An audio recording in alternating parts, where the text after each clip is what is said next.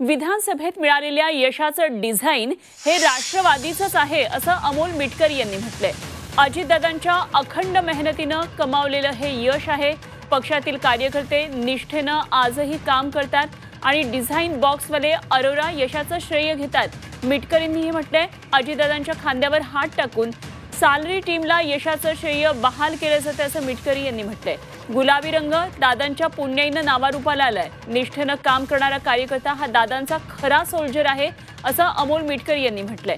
स्थानिक स्वराज्य संस्थेच्या निवडणुकीमध्ये राष्ट्रवादीला कार्यकर्त्यांच्या बळावर निवडणूक लढवावी लागेल।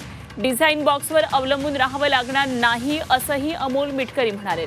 अमोल मिटकरी सातत्यानं डिझाइन बॉक्स या एजन्सीवर तक्रार करतात, त्या संदर्भातली टीका करतात। अजितदादांच्या खांद्यावर हात ठेवून हा फोटो व्हायरल झाल्यानंतर सुद्धा मिटकरींनी सातत्यानं यावर टीका केलेली आहे आणि यामध्येच आता मिटकरींनी पुन्हा म्हटलंय की हे संपूर्ण यश आणि यशाचं हे डिझाइन हे अजितदादांच्या अखंड मेहनतीचं फळ आहे। त्यांनी कमावलेलं यश आहे आणि डिझाइन बॉक्सवाले अरोरा या यशाचं श्रेय घेतात असं मिटकरींनी पुन्हा एकदा या एजन्सीवर आणि नरेश अरोरा यांच्यावर ही टीका केलेली आहे।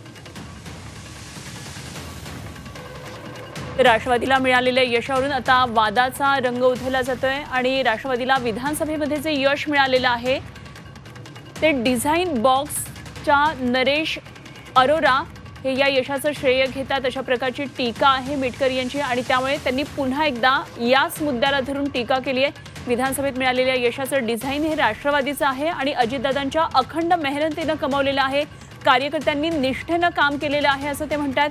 अजितदादांच्या खांद्यावर हात टाकून सॅलरी टीमला यशाचं श्रेय बहाल केलं जातंय आणि गुलाबी रंग जो अजित पवार यांनी या संपूर्ण निवडणुकीमध्ये सातत्यानं वापरला, त्यांचे फ्लेक्स होर्डिंग्स यावर सुद्धा सातत्यानं गुलाबी रंग होता। अजित पवारांचं गुलाबी जॅकेट सुद्धा बरंच प्रसिद्ध झालं, अर्थात त्यावरून बऱ्याच टीका टिप्पण्या सुद्धा झाल्या।